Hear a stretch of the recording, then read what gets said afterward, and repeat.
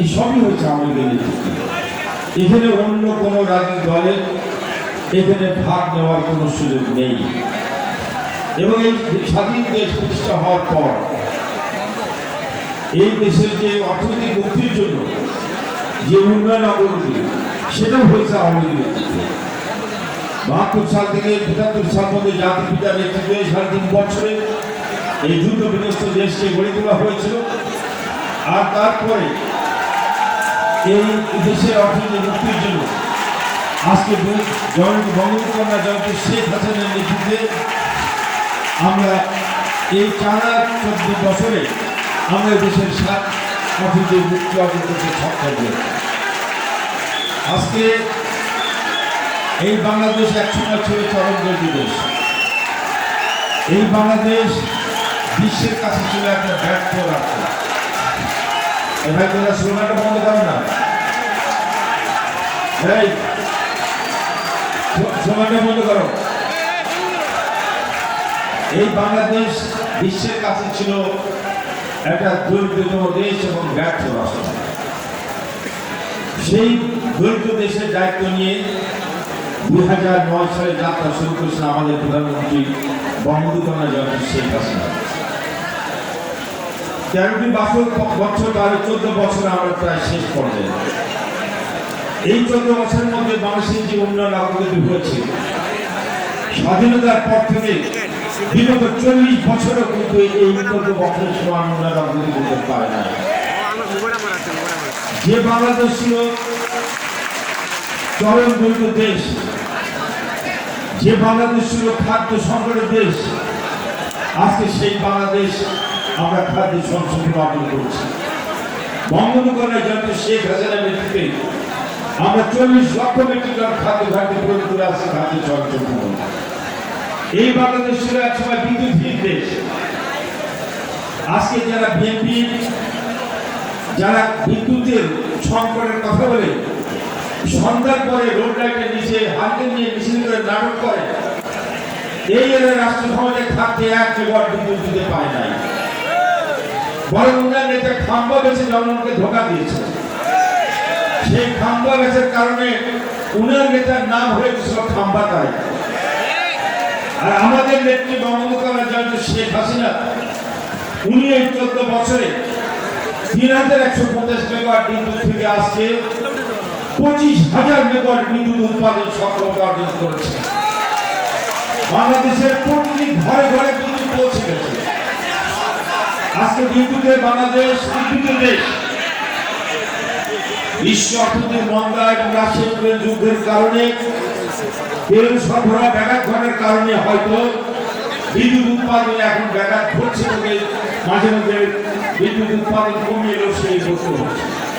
এটা সাময়িক সংকট, এটি সেই সংকট নয়। এই সাময়িক সংকট কেটে যাবে আমরা আশা করছি আগামী নভেম্বরের মধ্যে থেকে। কিন্তু জয়ন্তী শেখ হাসিনার নেতৃত্বে আমরা আমাদের উৎপাদন ক্ষমতা আমরা কিন্তু ২৫,০০০ মেগাওয়াট দিতে সক্ষম হয়েছে। আমাদের বৈদেশিক রপ্তানি এই বিএনপি জামাত যারা ক্ষমতায় ছিল, যারা রাষ্ট্র ক্ষমতায় যাওয়ার জন্য আন্দোলন সংগ্রাম করে বেড়াচ্ছে, এদের কাছে রাষ্ট্র পরিচালনার মতো কোনো পরিকল্পনা নেই, দক্ষতা নেই, সে মেধাও নেই। আজকে এই বিএনপির ক্ষমতা ছিল তখন আমাদের বৈদেশিক রপ্তানি ছিল মাত্র $8 বিলিয়ন নিচে $6.7 বিলিয়ন। সেই রপ্তানি আজকে জয়ন্তী শেখ হাসিনার নেতৃত্বে প্রায় $50 বিলিয়ন পৌঁছে গেছে। এটা শেখ হাসিনার বদৌলতে সম্ভব হয়েছে। আমাদের ফরেন রেমিটেন্স ছিল $5 বিলিয়ন, আজকে ফরেন রেমিটেন্স আমাদের $42 বিলিয়ন আমাদের পৌঁছেছে। আমাদের রিজার্ভ $42 বিলিয়ন। এত সংকটের পরেও আমাদের রিজার্ভ এখনো $39 বিলিয়ন এখনো আমাদের রিজার্ভ আছে। যার কারণে বাংলাদেশ বৈশ্বিক দুর্যোগের মধ্যে এখন একটা স্বস্তিদায়ক অবস্থায় চলছে। আমাদের দেশের ইনফ্রাস্ট্রাকচার ডেভেলপমেন্ট, বিএনপি তো চোখে নাকি উন্নয়ন দেখে না। রাস্তাঘাটের কথা বাদই দিলাম, নিজস্ব অর্থায়নে পদ্মা সেতু, ঢাকায় metro rail, rapid transit, elevated expressway, Karnaphuli নদীতে টানেল, মাদারবাড়ি বিদ্যুৎ কেন্দ্র, পায়রা বন্দর, এরকম অজস্র উন্নয়নমূলক কর্মকাণ্ড জনাব শেখ হাসিনা সরকার করেছে বলে আজকে বাংলাদেশ $600 মাথা পিছু আয় দরিদ্র দেশ থেকে এখন $2900 উন্নয়নশীল রাষ্ট্র হিসাবে বিশ্বের স্বীকৃতি লাভ করেছে। এই উন্নয়ন, এই অর্জন, এটা বিএনপি ভালো লাগে না, কারণ এরা বাংলাদেশের স্বাধীনতা সার্বভৌমত্বে বিশ্বাস করে না। বিএনপি নেতা লন্ডনে বসে স্লোগান দিচ্ছে টেক ব্যাক বাংলাদেশ। আমরা বলেছিলাম টেক ব্যাক বাংলাদেশ মানে কি? বাংলাদেশকে পিছিয়ে নিয়ে যাও। কোথায়? এই বাংলাদেশকে বিএনপি ক্ষমতায় থাকতে ভগবান বানিয়ে বিএনপির এই কর্ণধার শীর্ষ নেতা তারেক রহমান সরকারের মধ্যে সরকার গ্রহণ করছে। যত প্রতিবেদন হতো তার থেকে কমিশন পেত, উনি কমিশন বাণিজ্য খেয়েছেন। আর এই অন্যায়ের বিরুদ্ধে, দুর্নীতির বিরুদ্ধে যাতে কেউ প্রতিবাদ করতে না পারে সেই জন্য ভবনে বসে সারা দেশে আওয়ামী লীগের কর্মীদের উপরে গণহত্যা চালিয়েছিল। 26,000 আওয়ামী লীগের নেতা কর্মীকে হত্যা করা হয়েছিল। মির্জা ফখরুল নিজেরা মারামারি করে দু একজন আপনার লোক মারাচ্ছে, সরকারের পরে আপনার দোষ দিয়ে আপনার মায়া কান্না কেঁদে বেড়ান। কোথায় ছিল আপনার মানবতা? কোথায় ছিল আপনার চোখের পানি? যখন আপনার সন্ত্রাসীরা আওয়ামী লীগের 26,000 নেতা কর্মীকে হত্যা করেছিল, কোথায় ছিল তখন আপনাদের মানবতা? এস.এম. কিবরিয়া সাহেবের মতো অর্থনীতিবিদ তাকে প্রকাশ্যে গ্রেনেড হামলা করে হত্যা করেছিলেন। আসাদুল্লাহ মাসার এমপি আমাদের জনপ্রিয় শ্রমিক নেতা ছিলেন, তাকে প্রকাশ্যে গুলি করে হত্যা করেছিলেন। নাটোরের মমতাজউদ্দিন আহমেদ এমপি তাকে কুপিয়ে হত্যা করেছিলেন। কোথায় ছিল আপনাদের মানবতা? কোথায় ছিল আপনার গণতন্ত্র?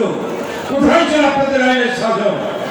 2004 সালে 21 আগস্ট গ্রেনেড হামলা করে জনাব শেখ হাসিনাকে হত্যা হয়েছে। যে বর্বরচিত গ্রেনেড হামলা রাষ্ট্রযন্ত্র ব্যবহার করে করা হয়েছিল, তখন কোথায় ছিল আপনাদের আইনের শাসন? নির্লজ্জ মিথ্যাচার আপনারা করে গেছেন। গ্রেনেড হামলার পরে মামলা করতে দেন নাই, পার্লামেন্টে নিন্দা প্রস্তাব করতে দেন নাই। আপনার নেত্রী বেগম খালেদা জিয়া সেখানে তামাশা করে বলেছিল যে শেখ হাসিনা নিজেই ভ্যানিটিটাকে করে গ্রেনেড নিয়ে গেছিলেন। আজকে সেই তামাশার জবাব আপনারা পাচ্ছেন। এদেশের জনগণ আপনাদের এই অন্যায় অত্যাচারের জবাব দিচ্ছে।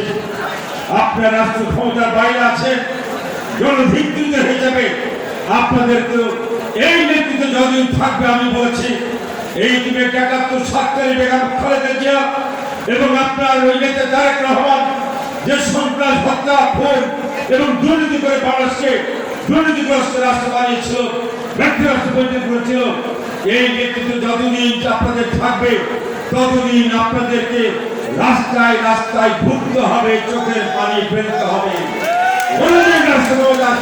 আপনারা দেখতে পাবেন না। ভাইরা আমার, এই বিএনপি নামক দলটি আমি বহুবার বলেছি, এই দল পাকিস্তানের তৈরি দল। এই জামাত ইসলামী পাকিস্তানের মৌলানা মওদুদের হাতে তৈরি, আর বিএনপি নামক এই দলটি পাকিস্তানের গোয়েন্দা সংস্থার হাতে তৈরি। জামাতের বিএনপির মধ্যে কোনো পার্থক্য নেই। এরা সবাই পাকিস্তানের আদর্শের অনুসারী, পাকিস্তানের বিশ্বাসী। এরা স্বাধীন বাংলাদেশে বিশ্বাস করে না, দেশের স্বাধীনতা চায় না। গত পরশু দিন দেখলেন চট্টগ্রামে বিএনপির এক সমাবেশ। সেই সমাবেশে বিএনপির নেতা মির্জা ফখরুল ওই মার্কিন যুক্তরাষ্ট্রের উদ্দেশ্যে বললেন, রেডের উপরে শুধু নিষেধাজ্ঞা না, বাংলাদেশের উপরে নিষেধাজ্ঞা দেওয়ার জন্য। লজ্জায় মাথা হেঁট করে যেতে হয়। মির্জা ফখরুল এই মার্কিন যুক্তরাষ্ট্রের উদ্দেশ্যে দেশের উপরে স্যাংশনের কথা দাবি করে যে বক্তব্য দিয়েছেন, এটা এই দেশের সার্বভৌমত্বের আঘাত হচ্ছে। রাষ্ট্রদ্রোহী কাজ করেছেন। এটা শুধু নতুন নয়, আপনাদের স্মরণে আছে 2012 সালে এই বিএনপি নেত্রী বেগম খালেদা জিয়া উনিও মার্কিন যুক্তরাষ্ট্রের কাছে চিঠি দিয়েছিলেন বাংলাদেশের জিএসপি সুবিধা বাতিল করে গার্মেন্ট শিল্পের উপরে নিষেধাজ্ঞা দেওয়ার জন্য। এই বিএনপি এরা পাকিস্তানের আদর্শে বিশ্বাসী বলে বাংলাদেশের উন্নয়ন অগ্রগতি কখনো চায় না, যার কারণে আজকে বাংলাদেশের উপর নিষেধাজ্ঞা দিয়ে এই বাংলাদেশকে আমার পরাধীনতা শৃঙ্খলা আবদ্ধ করতে চাই। আমি এই সভা থেকে আজকে বিএনপি মির্জা ফখরুলের এই বক্তব্যের তীব্র নিন্দা জানাই এবং ধিক্কার জানাই। আমি বিএনপির মির্জা ফখরুলকে আমি বলবো, আপনি এই রাষ্ট্রের উপরে নিষেধাজ্ঞা দাবি করে যে রাষ্ট্রবিরোধী বক্তব্য দিয়েছেন, এই বক্তব্য আপনি প্রত্যাহার করে নিন। এই বক্তব্যের জন্য আপনি জাতির কাছে ক্ষমা চান, না হলে এই বাংলাদেশের জনগণ আপনার দলের উপরে নিষেধাজ্ঞা দিয়ে দেবে স্থায়ীভাবে। ভাই আমার, এই বিএনপির একটাই পুঁজি, মিথ্যাচার করা। মিথ্যাই এর কোনো জুড়ি নেই। দেশের উন্নয়ন অগ্রগতি এর বিরুদ্ধে মিথ্যাচার করে জনগণকে বিভ্রান্ত করতে চায়। এই মির্জা ফখরুল আপনি দেখছেন কিছুদিন আগে উনি বললেন উনার নেত্রী বেগম খালেদা জিয়া নাকি নারী মুক্তিযোদ্ধা। আমরা অবাক হয়ে গেলাম। বেগম খালেদা মুক্তিযোদ্ধা, স্বাধীনতার 50 বছর পরে নূতন ইতিহাস তৈরি করেছেন মির্জা ফখরুল। এই রাজাকারের বাচ্চারা যারা এই দেশের স্বাধীনতা বিশ্বাস করে না, স্বাধীনতা বিশ্বাস করে না, তারা এই মুক্তিযুদ্ধের ইতিহাসকে বিকৃত করে আসছে বারবার। আজকে আমরা পরিষ্কার ভাবে বলে দিতে চাই, এই দেশে বাস করছেন, মুক্তিযুদ্ধের ইতিহাস বিকৃত করার চক্রান্ত করবেন না। ইতিপূর্বে মুক্তিযুদ্ধের ইতিহাস আপনারা বিকৃত করেছেন। আপনার নেতা পাকিস্তানের প্রেতাত্মা ওই জিয়ারহমানকে স্বাধীনতার ঘোষক বানিয়ে আপনারা কি দিতে চেয়েছেন। বাংলাদেশের মানুষ জানে এই দেশের স্বাধীনতা, এই দেশের মুক্তিযুদ্ধ বঙ্গবন্ধু নেতৃত্ব হয়েছে না জানে। আপনাদের এই মিথ্যাচারে কোনো ফল লাভ নাই। কিন্তু বেগম খালেদা জিয়াকে মুক্তিযোদ্ধা বলাই, আমি ফখরুল সাহেবকে একটা কথা জিজ্ঞেস করতে চাই। ফখরুল সাহেব, আপনি হঠাৎ করে বেগম জিয়াকে কেন মুক্তিযোদ্ধা হিসেবে দাবি করছেন? বেগম খালেদা মুক্তিযোদ্ধা ছিলেন না। বেগম খালেদা জিয়া 71 সালে ঢাকা ক্যান্টনমেন্টে পাকিস্তানের সেনাদের তাদের সেবা দাসী ছিলেন, তাদের অধীনে ছিলেন, তাদের আতিথ্যে ছিলেন। এদেশের তরুণ প্রজন্ম যাদের বয়স 50-এর নিচে, তারা অনেকে এই ইতিহাস জানে না।